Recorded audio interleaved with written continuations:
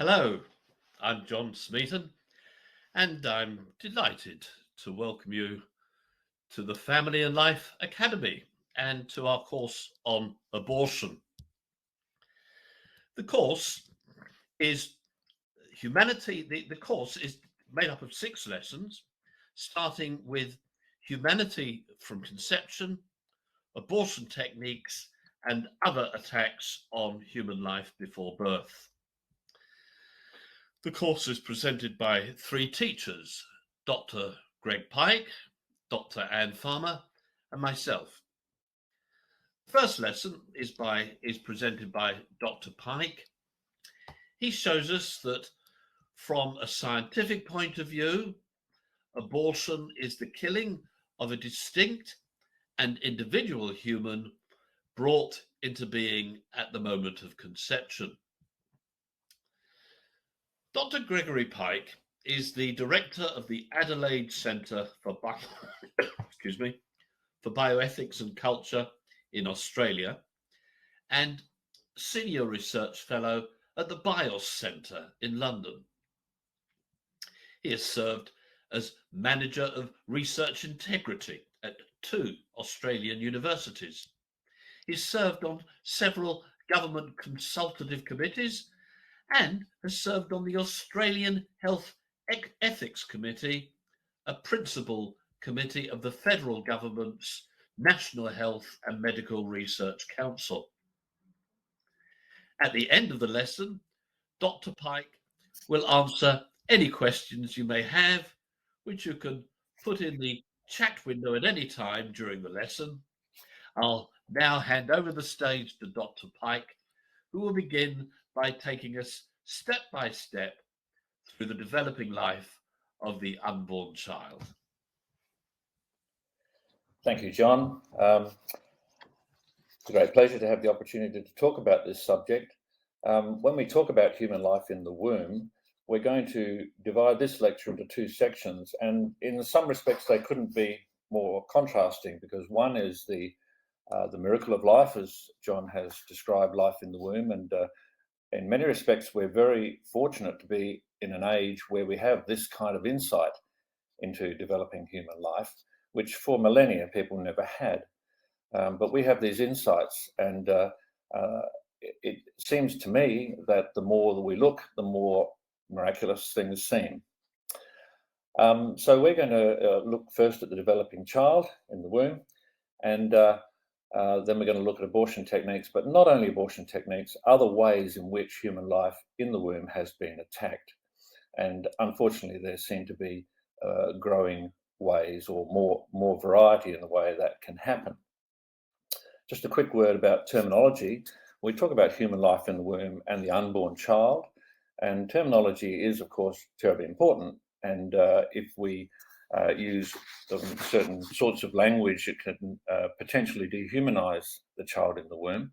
But also at the same time, there's technical language which is used, and understandably used, between people talking about life at this stage. So we use terms like embryo and fetus, but we keep in mind, of course, that we're talking about the unborn child, and the humanity of the unborn child should, of course, be central. Now, I'm going to begin by just very quickly framing this talk with a question which sounds like a simple one up front, but of course has been the type of question which has taxed the minds of many for millennia. But it's important to frame things this way, because whilst we look at the scientific evidence of the developing child, we're also aware of the breadth of meaning of what it means to be a human being. And so there are kind of 3 responses that we could have to this question. The first is a scientific one, which is pretty much based in the biology and the genetics of our being. And so each of us is biologically and genetically unique and distinct from all other forms of life. And so that's one sort of scientific response. We could also have a philosophical response, which would include the fact that we each had an origin with a mother and a father, and that we are therefore relationally connected. And also that we have the radical capacity for rationality, and things like personality, free will, being creatures that can be technologically capable, and so on. These are all aspects of being human. But we might also have a theological response that we are indeed creatures made in the image of God, and the possibility for us to flourish as human beings is by being in union with God. And so we hope to live abundant lives because of that relationship with our Creator. So let's get into things. So this a wonderful graphic at the bottom left of the screen shows the human egg and sperm traveling towards it. And you'll notice in that picture that there are sort of grass-like structures there, or a grass-like environment. Those are the cilia, and they move the egg along the fallopian tube, and fertilisation, as you'll see in that graphic to the right, occurs within the fallopian tube. So that first moment at which sperm meets egg is the moment of conception, the moment of fertilisation. And so scientifically we say really that's the start of things, and it's the obvious start of things. So once fertilisation has taken place, keeping in mind that normally in the normal course of human relationships, we don't know what that actual moment precisely is. We can have a rough idea. We know that it aligns with intercourse, obviously, but we don't know precisely when that can occur. But of course, the scientific evidence has revealed that now. But in any individual case, we don't know for sure. Now, there are this particular point in time when conception occurs is the time that we say life starts, but of course there are others who won't agree. And so there are several stages during development. I'll just mention them briefly here before we get to talk about them, that people say are the point in time that counts for being a human being. And so some say that it's not conception, it's when the embryo implants in the mother's womb, and that's when a human being begins. Or when the embryo develops a bit further and gets to a point of 14 days and a particular structure, which is the very earliest indication of the nervous system appears, the primitive streak, that's when a human being begins. And then others will say, no, it's when brain development's a bit further along and consciousness might be possible, that's when a human being begins. And then others will say, no, it's when a thing called viability occurs, that is the time at which a child can survive outside the womb, roughly 21, 22 weeks.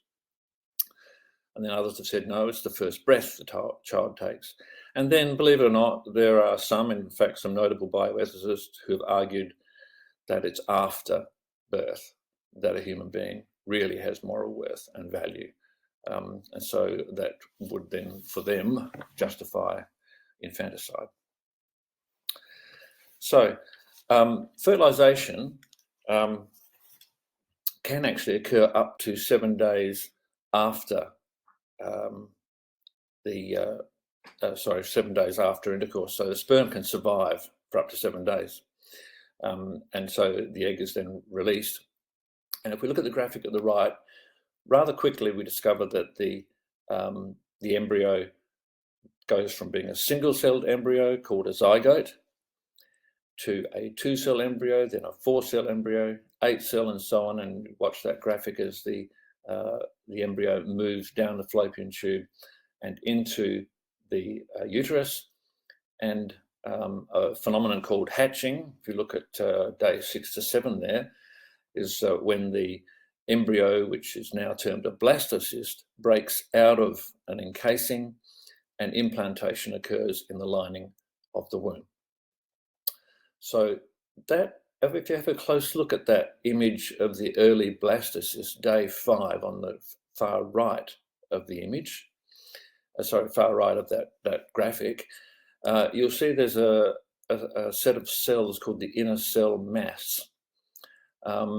Those cells go on to form the body of the embryo, the unborn child, and also the cells that have come to prominence in the debate that occurred around the world about 20 years ago about embryonic stem cells, because they have the capacity to become, of course, every cell in the human body, some 200 different types of cells. They have been a source of interest for some scientists. Okay, so another quick word about the bonding between the embryo and the mother's womb lining, otherwise known as the endometrium. That outer section of the embryo forms later the placenta, which of course is the structure necessary to maintain communication with the blood from the developing child and the mother. So it's sort of like a shared organ. Let's now take a look at further development. I'm just going to run through the week by week development. And one thing we should note right from the outset is that whilst we do technically know when conception occurs, and as I said before, we don't know precisely for each individual occasion, whilst we do know that, when it comes to measuring pregnancy or measuring gestation, the typical terminology used relies upon measurement from the start of the previous menstrual period. And of course, the egg is released typically roughly 14 days after the start of the last menstrual period, sometimes just called LMP. And that then is used to measure the length of pregnancy. But it's worth keeping in mind, of course, that we're 2 weeks out from when conception has actually occurred. Now, this might not seem like a terribly important point, but when we get to talk about abortion shortly, we'll discover that it is quite important, because that's the timing used. It's all the evidence that a woman has to have some degree of knowledge about when conception occurred. And so measurement of LMP is a fairly important thing.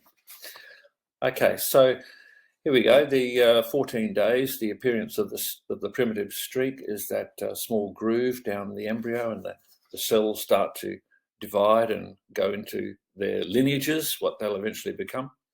And as we work through the weeks, we discover that by week 3, that picture down the bottom left there is week 4, but just slightly prior to that, the cardiac cells are beginning to develop and produce blood. So really, that's the first measure of that is about 17 days, which is rather remarkable. And also at that time, the 3-week period, a hormone called HCG, human chorionic, I never get it quite right, human chorionic gonadotrophin, is released by the embryo to form a form of connections with the production of the embryos, the hormones that the mother needs to produce. And so that communication does allow for the measurement of pregnancy itself. So that's what the pregnancy test measures, HCG. And so that's released by the embryo. And it's also worth noting that the only time, by the time a woman actually becomes aware of a pregnancy, we're really getting to that 3 or 4 week stage. And at 4 weeks, of course, the heart's beating. So a rudimentary heart of the embryo is beating. So that's quite an astounding speed of development. As development continues, we'll just work our way roughly through this structure called the neural tube. It's formed along the baby's back, and that's the beginning of the development of the spine and brain. And by week 5, we have the face beginning to appear and develop. The eyes are visible. Leg buds have sprouted.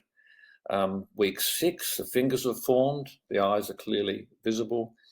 And about week 6, the embryo is about 12 millimeters long. That's usually called the crown to rump length. By week 7, the toes and the eyelids have formed, the arms have grown, and the elbows begin to appear. And you'll see in that image, by the time we get to 8 weeks, that there are clearly identifiable features. You can see the ribs and you can see the toes. By this stage, the terminology tends to change, and the technical terminology is that the embryonic phase is over and then the fetal stage begins. And so from this point on, we talk about the fetus rather than the embryo. But that's just the technical terminology, and it's an arbitrary point of time that 8 weeks is roughly when most structures are pretty much developed and will continue to mature. So let's now talk about this last phase, the week 12. By week 12, this is roughly what the unborn child would look like. And as I said, everything's pretty much there. Feet and toes and fingernails, toenails, hair beginning to sprout. Baby can open and close fists and mouth and kicks and stretches and hiccups, and is about 80 millimeters long. The terminology also used at this point in time is that we are now at the end of the first trimester. Technically, the first trimester is 14 weeks, but of course that includes 2 weeks in which that were prior to conception.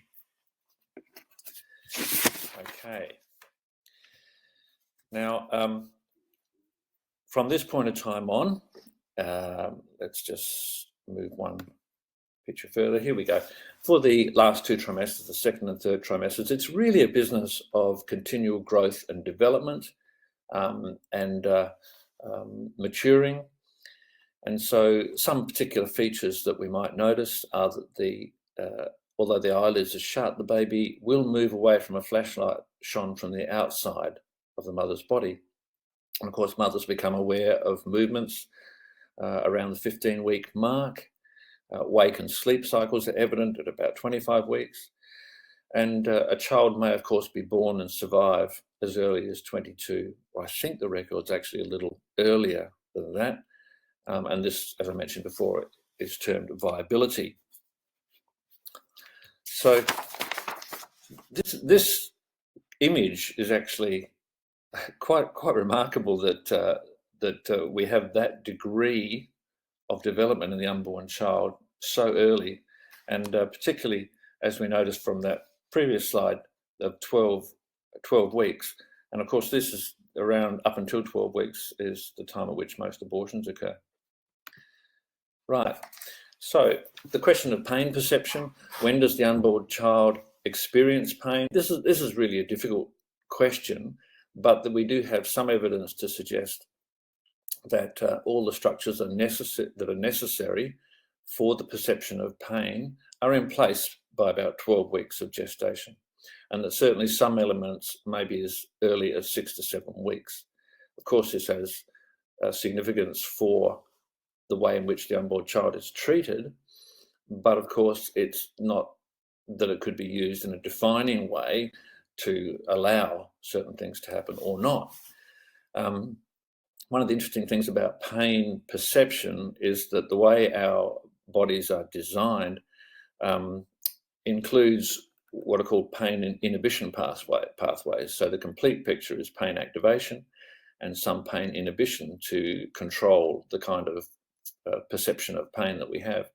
And those pathways in the child, the pain inhibition pathways, are developed later than the pain activation pathways, which should in fact raise our concern further rather than less about what the unborn child may experience if interfered with.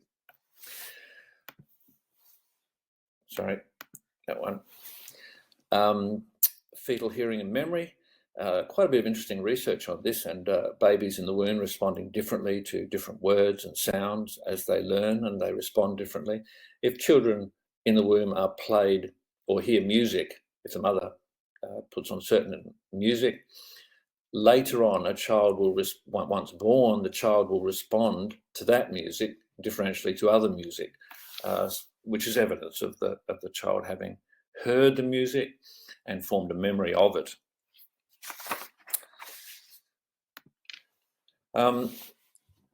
The unborn child occasionally will suffer from some anomaly or disability, and that can be detected in the womb. And there are occasions, and this is particularly the case for spina bifida, where it's preferential to undertake surgery on the child in the womb. And this remarkable photograph, there are a series of these.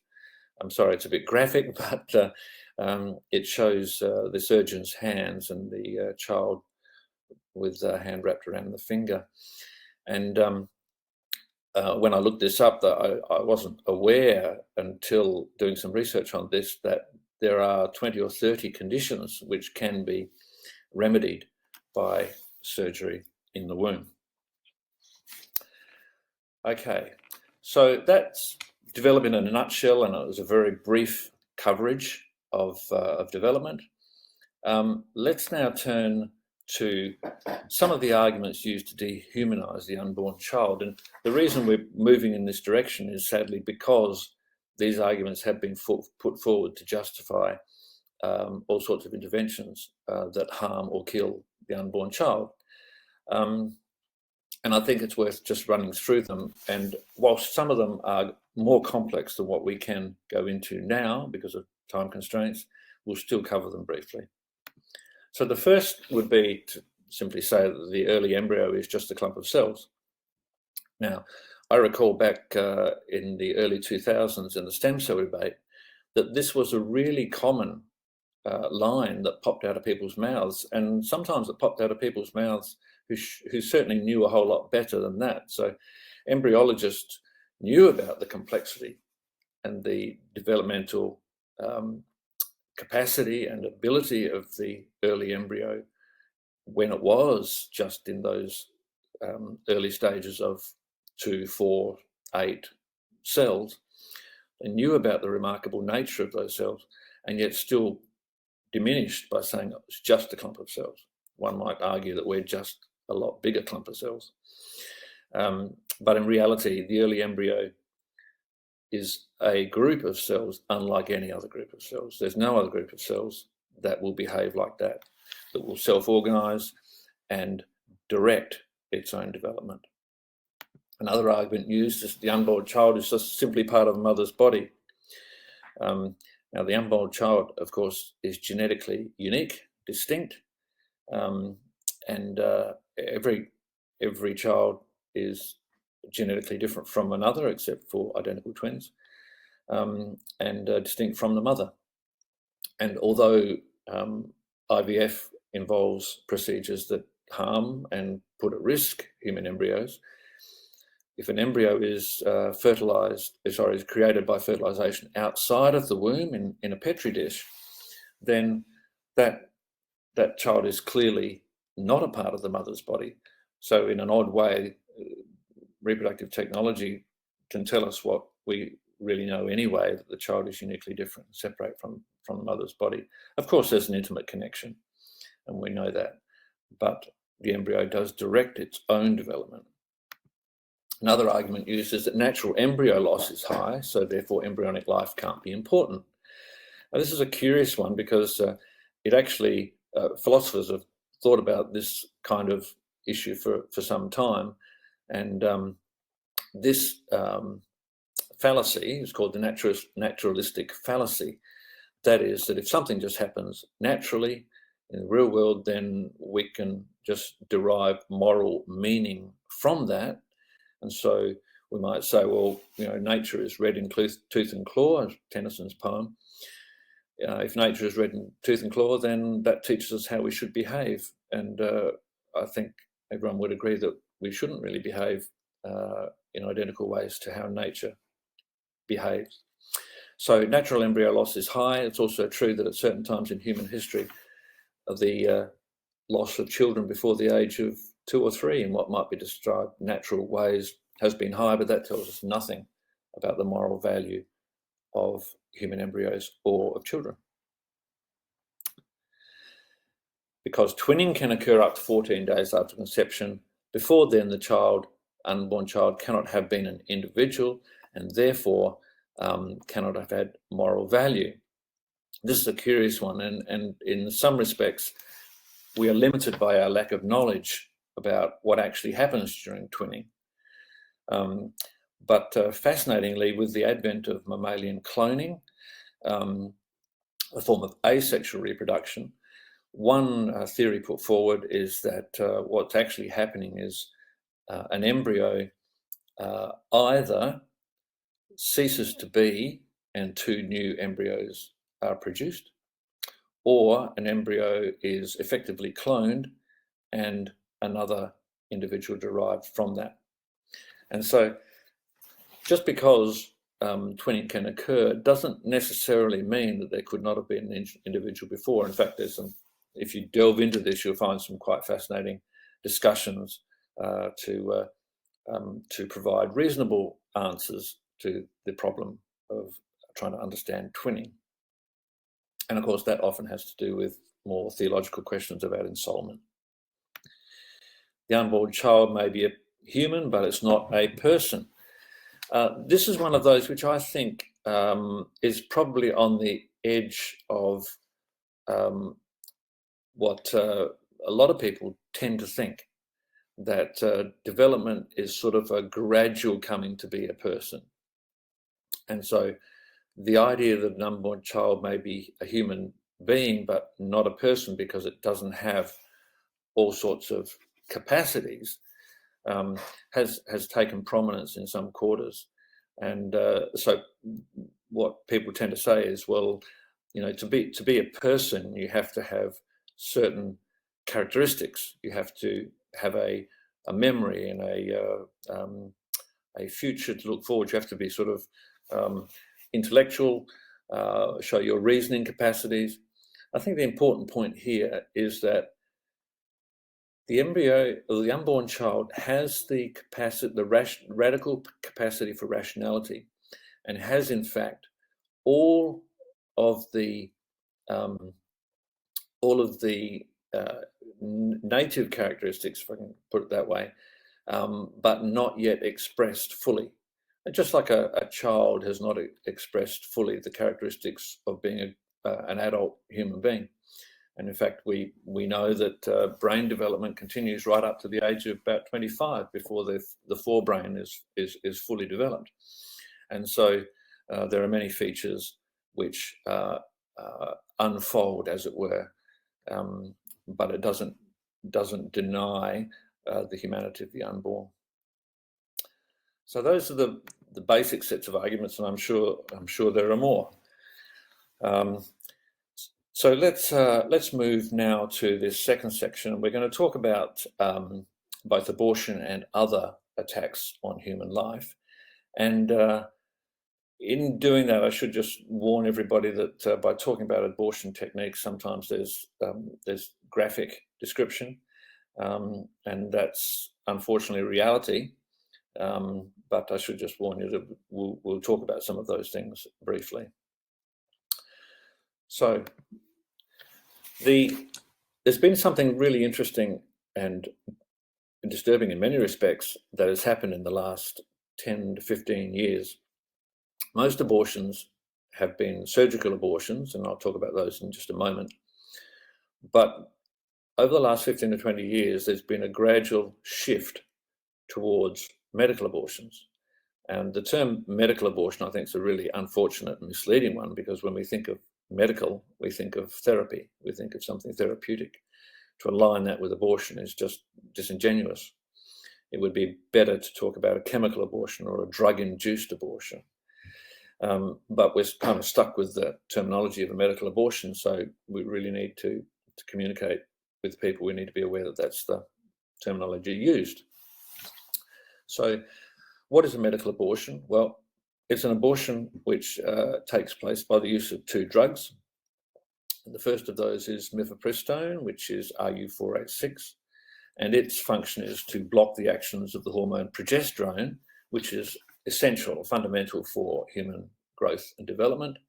And so having blocked that hormone, the child dies. And then between 24 to 48 hours later, a second drug is used called misoprostol, and that causes the uterus to contract and expel the dead fetus. Now, these sorts of abortions, as I said before, were not that common. Now they constitute, over in the UK, over 87% of all abortions. And I think that figure's just climbing.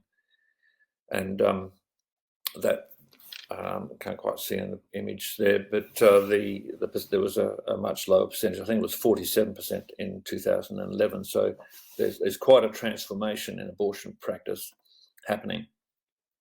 And I might add to that actually introduces a whole another set of problems,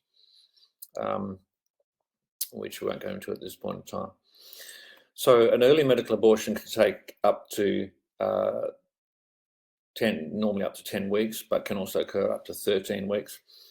One of the problems here is that if someone's going to identify the timing within which a medical abortion can occur, what really needs to be known is the gestational age, because the risk increases significantly as the weeks go by.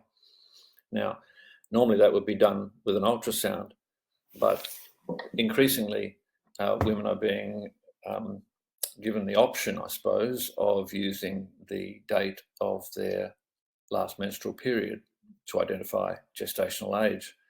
The problem with that, of course, is that variation from one woman to another means that this could be out by several weeks. So that's a distinct problem.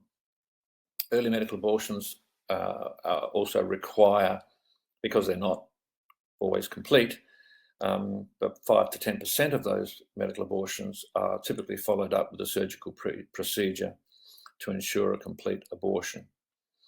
So it's not just a simple matter of popping pills, and in fact, when you get into the detail, what women describe is quite a horrific experience. When I mentioned surgical abortions before, I should just back up for a moment and say that whilst an early medical abortion is the most common form, still about 10% of abortions can happen in the second trimester, from 14 to 28 weeks of child's development, and that could be done by drug-induced means as well. But before RU486 came along and those particular drugs were used, all abortions were carried out, or early abortions were carried out by vacuum aspiration. Now, I realize this image here shows a syringe, but in fact a pump is typically used to create strong suction. That tube, that hard plastic tube on the right, is introduced into the uterus, and different sizes for different developmental ages, and the strong suction tears or dismembers the child, and the pieces would need to be small enough to remove up that tube, that suction tube. And typically an abortionist would look at what's in the tube to make sure that everything's been removed. And then this is typically followed up by the use of instruments, a sharp curette, you see in the lower picture on the right there. And that sharp curette is used to scrape the uterine lining to make sure that no parts of the child remain. Rather gruesome kind of procedure, and not without risk. And I think in a later lecture we'll be looking at some of the risks that can occur from both medical abortions and vacuum aspiration abortions. Now, about 10% of abortions that happen in the second trimester, 10% of abortions will happen in the second trimester, and a significant majority of these are done by what's called dilatation and evacuation. I did mention earlier that drugs that are used in an early medical abortion are also used in the second trimester for abortions, but these are certainly more risky procedures and happen always within the hospital context. Typically, even if drug-induced means are used, this particular procedure, dilatation and evacuation, would be used as well. So typically what happens here is the cervix would be dilated with what are called laminaria to open up the cervix, then rigid dilators would be used, and then the gripping tools would hold the cervix in place, and then forceps of various types used to dismember the child and extract parts. And these again would be examined to make sure nothing's left behind. So this is a procedure which, whilst often in the second trimester, will be used as a sort of a backup for earlier abortions as well. There is another procedure called a hysterotomy abortion, in which an incision is made in the uterus to remove the unborn child, and it's similar to a cesarean, and the child is delivered dead. It's important to mention that whilst those are the methods of abortion that are used for typically around 7 or 8 weeks and onwards, contraception itself, or what is called contraception, has an abortifacient action. Now, you will find that if you go looking at bodies of authority, that this will often be denied. But the literature is really quite clear that different forms of contraception have the potential to be abortifacient. They have an abortifacient element of their action. So whilst, yes, typically ovulation would be blocked, there are plenty of times where there's a breakthrough ovulation, fertilisation occurs, an embryo is produced, and the embryo cannot implant in the mother's womb because of the action of the contraceptive. And so the morning after pill is one of that's been studied a little bit more detail, and I think the best way to describe its actions are that it leads to sort of interferes with the control mechanisms that prepare the tubal and uterine environment for implantation and sustenance of the developing embryo.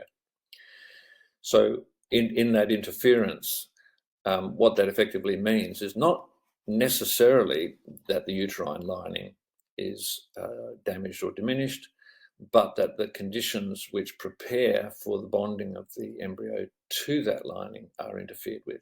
Anyway, the long and short of it is that not only emergency contraception, but other forms of contraception, particularly intrauterine devices, contain one element of their action, which is to ensure that the embryo does not implant and therefore die. So that's an abortifacient action. Now, I realise we're jumping to something sort of sideways here, but it's important that people are aware of the full breadth of ways in which human life in the womb has been attacked. And this is what I find a particularly unpleasant procedure, but it's growing in prominence. The numbers are increasing steadily. Whilst there are only 126 cases in the UK, there are many, many thousands worldwide. And basically what this is might be called a selective termination. So in a multiple pregnancy where there are 2 or more children, there are, of course, risks primarily due to prematurity to those children. And so some practitioners have sought to diminish that risk by eliminating 1 or more of those unborn children. And so a triplet or higher order pregnancy might be reduced is the unfortunate terminology used, to a singleton or to twins. And whilst this is ostensibly put forward as a response to ensure better chance of survival and good health for the remaining unborn children, it's increasingly being used for other reasons where older women, for example, might have a twin or triplet pregnancy and don't want 2 or 3 children, and so will have a reduction to 1. That, if we look at worldwide data on this, that type of case is growing in frequency rather than diminishing. It's worth keeping in mind that the part of the reason that multi-fetal pregnancy reduction was done was because of the practice of reproductive technology, IVF, which produced a large increase in the number of twins, triplets, and higher order pregnancies because more embryos were transferred to a woman's womb. And so multiple pregnancies became more prominent and they were higher risk. And so the response was to develop multifetal pregnancy reduction. And one of the practitioners has used the terminology. It basically says that this is an integral fail-safe to reproductive technology, sort of like a backup to a problem created by the practice itself. And so when we talk about IVF, it's important to be aware that within the context of reproductive technologies as a whole, if we can just sort of encapsulate more within that term, reproductive technologies, the whole business is built on the production of embryos who may or may not be transferred to the uterus of a woman. So there's an inherent putting at risk of human life by the practice of IVF. Large numbers of embryos created, very few see the light of day. So in the UK, since the beginning of ART, I think the first birth was 1978, 3.5 million embryos created and somewhere around 200,000 live births. So the loss of human embryonic life is massive within the context of reproductive technology. But the problem's worse than that, because as soon as a human embryo could be produced outside of the womb, and it's terrible terminology to use, produced, but that's in some respects the kind of approach, the instrumentalization, I suppose, of human life. Those embryos are put at significant risk. And so what that means is various techniques and practices have then sprung up from what was the earliest phase of IVF, where simply an egg was fertilized outside of the body. And now other things have sprung up around it. And so we have a procedure called pre-implantation genetic diagnosis, so that one cell can be removed from the early embryo for genetic testing and the embryo will survive. But what that means is that it identifies some critical features of that embryo and allows a choice to be made about which embryos to transfer to the woman and which to discard. That also, as we'll see in a moment, had another offshoot. I'll come to that in just a moment. But IVF also allowed a range of other things. So new forms of surrogacy, use of donor egg and sperm, each of these with significant ethical issues attached to them, single and multiple parentage, and recently this procedure called mitochondrial replacement therapy, which involves the genetic material from 3 people put into an embryo, the first time in human existence that such a thing has happened. And then, of course, savior siblings, where one child is selected of using PGD, pre-implantation genetic diagnosis.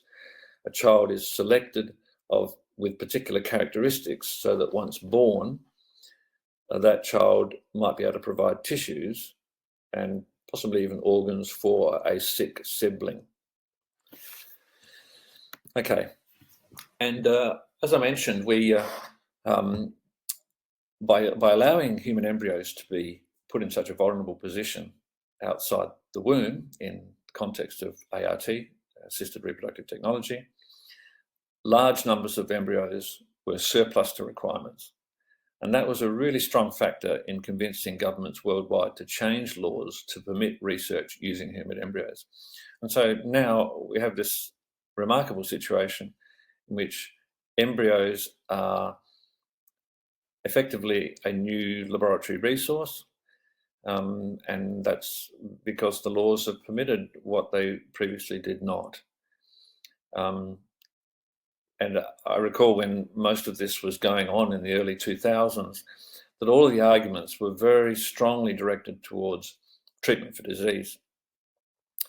Not only has that not produced what people said it would, due to very minimal, if any, results, But most of the research to which those embryos have been put has been into improving IVF techniques and refining PGD.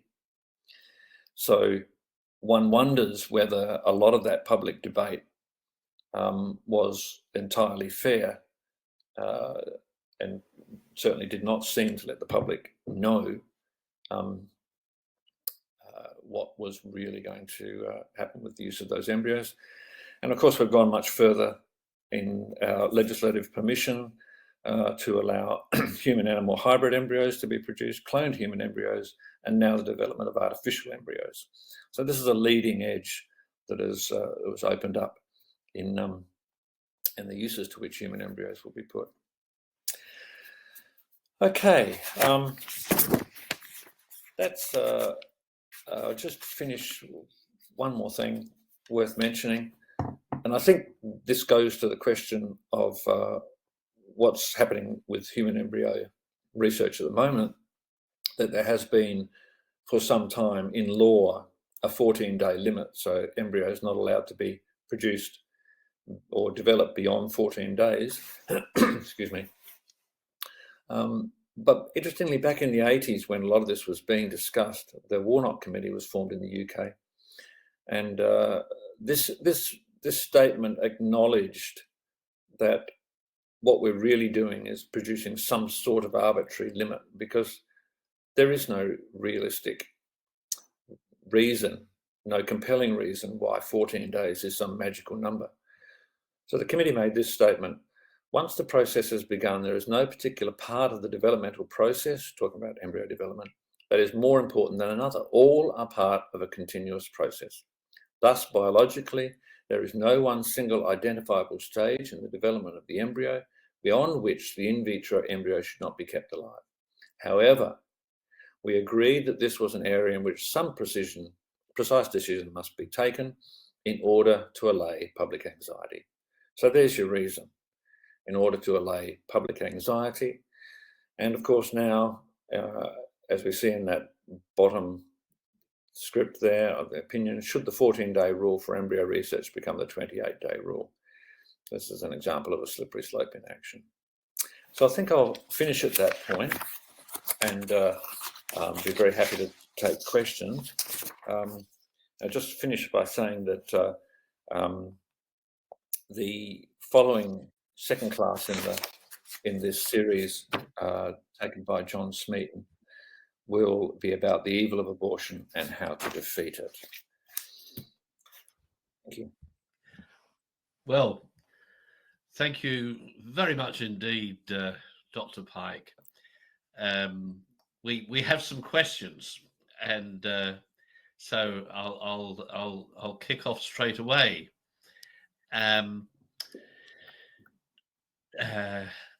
Are there certain discoveries concerning the development of life in the womb which have particularly amazed you? Or is there any research still to be done that you anticipate will have astonishing results? You mentioned twinning as an area of research. Yes, I think that's true. I think one of the things which, there are two particular things come to mind.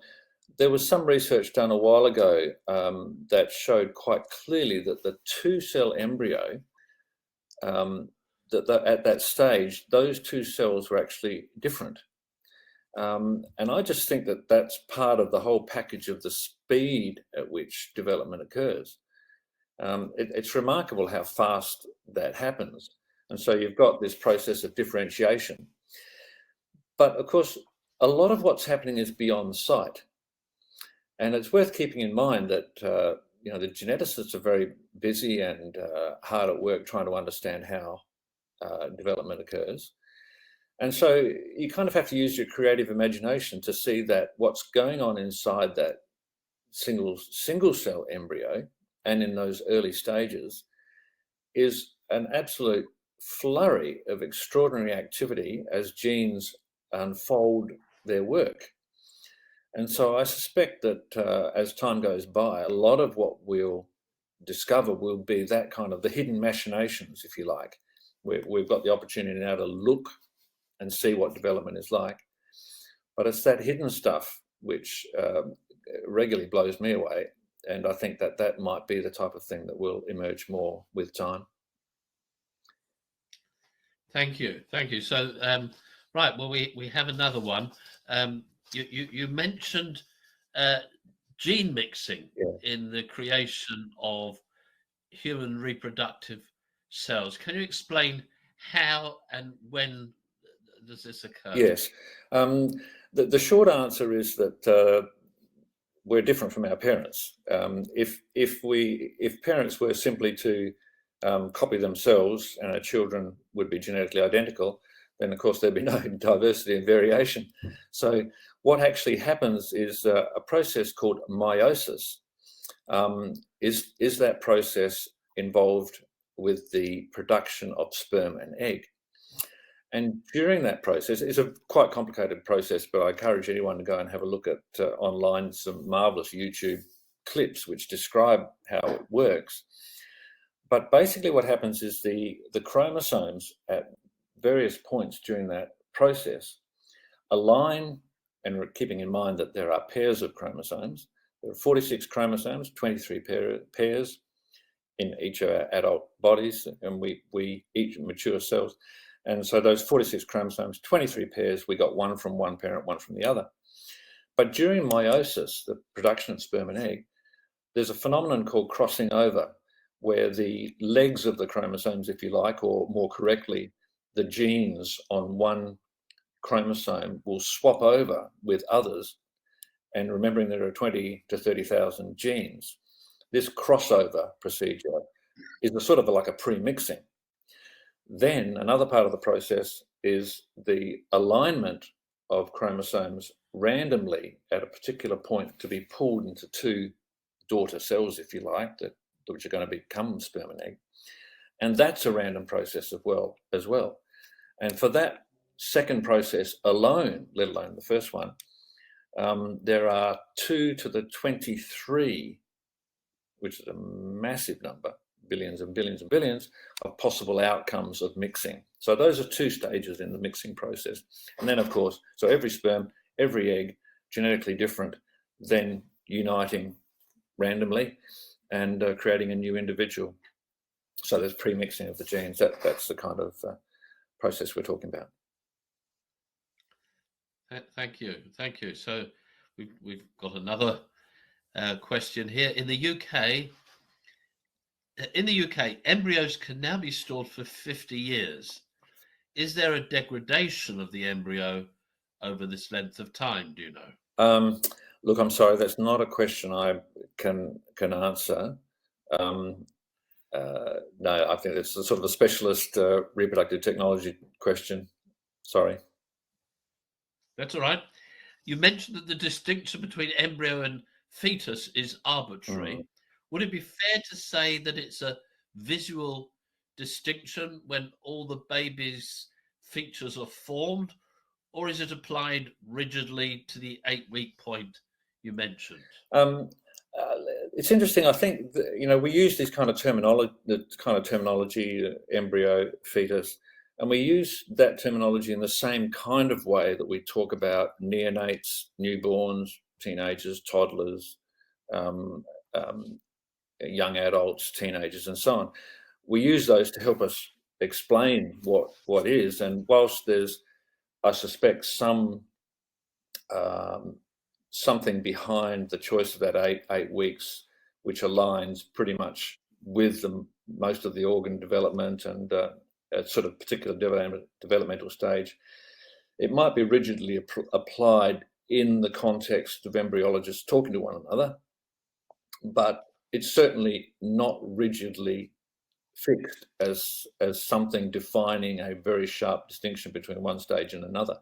It's kind of it's helpful terminology. Oh, okay, thank you. So another question. It's amazing that the baby is fully formed at 10 weeks. You mentioned that the baby's brain and spinal cord continue to develop throughout pregnancy. What's happening at this stage of development? Much of what's happening is connections. So once you get the basic populations of cells, if I could put it that way, populations of neural cells in the brain and in the spinal cord, very specific populations we know a lot about now. Then there's a mass of connections which need to be made between cells. And so some of those developmental pathways, I suppose put it that way, that those sort of neural pathways continue to develop and form. So, one example would be the pain pathways, that there's a refinement and a development of those pathways as more cells are added. So it's not only an increase in number of cells, but a specialization, differentiation of cells into their very particular tasks that they will do, and then the synaptic connections from one cell to another. So there's an awful lot happens. And as I mentioned before, you look at neural development, you can look at newborn children, and there's a massive things going on in their neural development still. So yeah, it's an ongoing process. Right. Well, I think we've got time for just one more question, and it's this: you said that at present it's beyond our scientific ability to know exactly when natural conception occurs. What impact might advances in pregnancy testing have, which make it possible to measure pregnancy from conception rather than last menstrual period? Do you think it would make it more difficult to dehumanize the child? Oh, that's a really interesting question, because in a broad sense, technology is just technology, but it's how we use it. So yes, I think let's do the thought experiment. I mean, we know, for example, there's this substance called early pregnancy factor, and that's released very early on. Now, if that could be detected, or if, just do the thought experiment, we could find a chemical in the mother's bloodstream which was linked to some, I don't know, neural device in your that you wear, and ping, off it goes, and that chemical is now measured because we've measured the moment of conception. How humans will use that could easily go two ways. So that could be a moment of extraordinary delight and the beginning, of a very exciting phase for someone. Or people could use that as the opportunity to then use something deliberately to know they're immediately pregnant and then remove that that embryo. So I'm not sure quite which. It depends how much faith you have in humanity as to what's likely to arise from that. Part of me is pessimistic, but the other thing to be said is there's some value in mystery, and I think it's not a bad thing to not be 100% sure of something. Indeed. Well, look, thank you very much indeed, Dr. Pike. I'm aware it's 4:30 in the morning. It is. Down under. In Australia. So, and thank you everyone for your participation today. The video of this lesson will be made available on the Family and Life Academy website, along with study notes and other resources. We look forward to seeing you for lesson 2, which I'll be presenting myself, and which is entitled The Evil of Abortion and How to Defeat It. So heartfelt thanks once more to Dr. Pike, who'll be back to present lesson 5, Abortion and Women's Health. We're very much looking forward to seeing you again. Thank you.